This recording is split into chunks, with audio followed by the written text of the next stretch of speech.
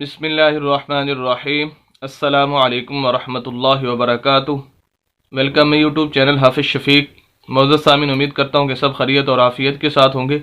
الحمدللہ تختی نمبر 11 اس کا پارٹ 33واں سبق آج آپ حضرات کے سامنے پڑھنے جا رہے ہیں، جس کے اندر ہم زبر زیر پیش، دو زبر دو زیر دو پیش، کھڑی زبر کھڑی زیر الٹا پیش، حروف مدہ اور لین، وقف، ساکن، قلقلہ، غنہ، یہ تمام چیزیں انشاءاللہ ڈسکس کریں گے، کیونکہ ہمارا مقصد آپ حضرات کے سامنے نورانی قیدی کے چند الفاظ پڑھنا ہی نہیں ہوتا، بلکہ ان الفاظ سے نکلنے والے اصول و ضوابط اور تجویدی قوانین آپ حضرات کے سامنے رکھنا ہوتے ہیں، تاکہ آپ ان اصول و ضوابط اور تجویدی قوانین کی روشنی میں قرآن کی صحیح طریقے سے تلاوت کرنا سیکھ سکیں۔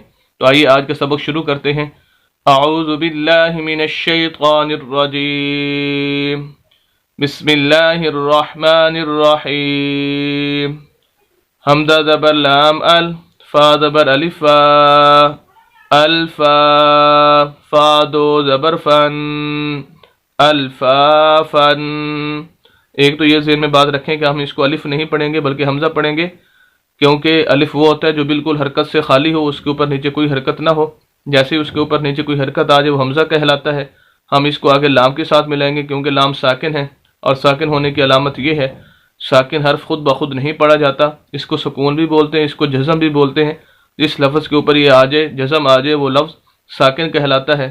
تو اب اس کو ہیلپ کی ضرورت ہوتی ہے پچھلے لفظ کی، تو اس وجہ سے ہم اس کو حمزہ کو لام کے ساتھ ملائیں گے، اور یہی اصول ہے پورے قرآن کے اندر۔ حمزہ زبر لام ال، فا زبر الف فا۔ یہ دیکھیں فا ہے، ہم اس کے آگے جو الف ہے اس کو ہم فا کی الف ہونے کی وجہ سے ہم فا کو لمبا کر رہے ہیں۔ وجہ اس کی یہ ہے کہ یہ الف مدہ کہلاتا ہے۔ ویسے حروف مدہ تین ہے، الف مدہ، واو مدہ اور یا مدہ۔ الف مدہ کی علامت اور نشانی یہ ہے کہ ایسا الف جس کے پچھلے لفظ کے اوپر زبر آ جائے، ایسا الف جس کے پچھلے لفظ کے اوپر زبر آ جائے اس کو الف مدہ کہتے ہیں۔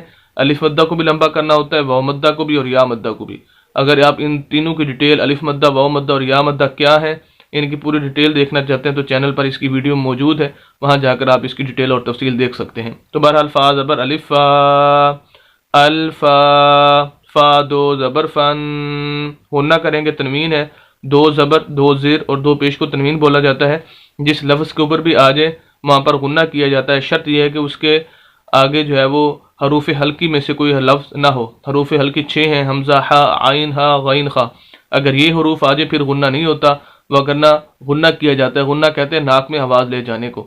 اب ہمارا لفظ ہوگا بغیر وقف کیے الفافن، الفافن۔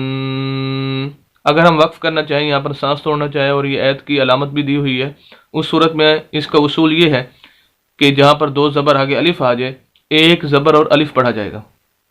یہ اصول ذہن میں رکھ لیں، پورے قرآن کے اندر یہی استعمال ہوگا کہ جہاں پر دو زبر ہوں اور آگے الف ہو تو ایک زبر اور الف پڑھا جائے گا۔ اب ہمارا لفظ بنے گا وقف کے ساتھ الفافا، الفافا، قاف پیش را قر، حمزہ کھڑی زبر آ، قرآ، نون دو پیش نون، قرآن۔ یہاں پر بھی ہم غنہ کریں گے، اور اگر ہم یہاں پر وقف کرنا چاہیں، یہ دیکھیں اس کے اوپر کھڑی زبر ہے، کھڑی زبر کھڑی زیر الٹا پیش، یہ تین حرکتیں ہوتی ہیں۔ جس لفظ کے اوپر نیچے آ جائے اس کو لمبا کیا جاتا ہے۔ یہ حمزہ کے اوپر ہے تو اس وجہ سے ہم اس کو لمبا کریں گے، قرآن، اور یہاں پر غنہ کریں گے، قرآن۔ اگر ہم وقف کرنا چاہیں تو آخری حرف جو نون ہے اس کو ہم ساکن کر دیں گے۔ یہی اصول ہے کہ جو آخری حرف ہے وقف کے لیے، جہاں ہم وقف کرنا چاہتے ہیں اس کے آخری حرف کو ساکن کر دیں۔ جیسے یہ را ساکن ہے، اسی طرح نون کو بھی ساکن کریں گے۔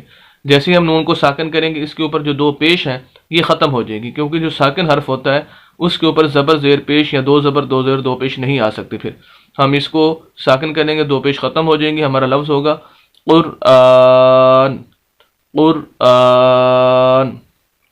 نیکسٹ، حمزہ زبر لام ال، حا زبر میم حم، الحم، دال پیش دو، الحمد۔ یہ دیکھیں لام ساکن ہے، حمزہ کو ملا رہے ہیں، میم ساکن ہے، ہا کو ملا رہے ہیں میم کے ساتھ، تو ہمارا لفظ ہوگا بغیر وقف کے الحمد۔ اگر ہم وقف کریں گے تو دال آخری حرف اس کو ساکن کر دیں گے، جیسے ساکن کریں گے اس کی پیش ختم، لفظ ہوگا الحمد، الحمد۔ واو زبر لام ول، واو کو لام کے ساتھ، درمیان میں الف ہے، یہ خالی اس کو نہیں پڑھنا. واو زبر لام ول، فا زبر جیم فج، والفجر، را زیر ری، والفجری. باقی تو چیزیں تقریباً وہی ہیں جو پچھلے الفاظ کے اندر آ چکی ہیں. ایک چیز اس کے اندر آپ دیکھ رہے ہیں کہ جیم کا جو کلر ہے وہ آپ کو چینج نظر آ رہا ہے. اس کی وجہ یہ ہے کہ یہ حروف جو قلقلہ ہیں ان میں سے یہ جیم، حروف قلقلہ 5 حروف ہیں، قاف، طا، جیم، دال اور با، جن کا مجموعہ قطب جدن بنتا ہے. یہ 5 حروف جب یہ ساکن ہوں، قاف، طا، جیم، دال اور با، جب یہ ساکن ہوں تو ان پر قلقلہ کیا جاتا ہے، جیسے کہ ہم نے کیا والفجر، یہ قلقلہ ہے. اگر ہم یہ قلقلہ نہ کریں تو پھر ہوگا والفجری، فجری. جیم کو زہر نہیں کیا گیا، اس کی آواز کے اندر تھوڑی سی حرکت یا اس کی آواز کو بڑھایا نہیں گیا، یہ درست نہیں ہے. تو یہاں پر یہ قلقلہ ہوگا، اور قلقلہ والفجر، فجر، یہ جو جیم کی آواز کو ہم اس طرح کھینچ رہے ہیں تھوڑا سا، یہ قلقلے کی نشانی ہے اور قلقلے کی آواز ہے. والفجری، والفجری، آواز تھوڑی سی گونجتی ہے.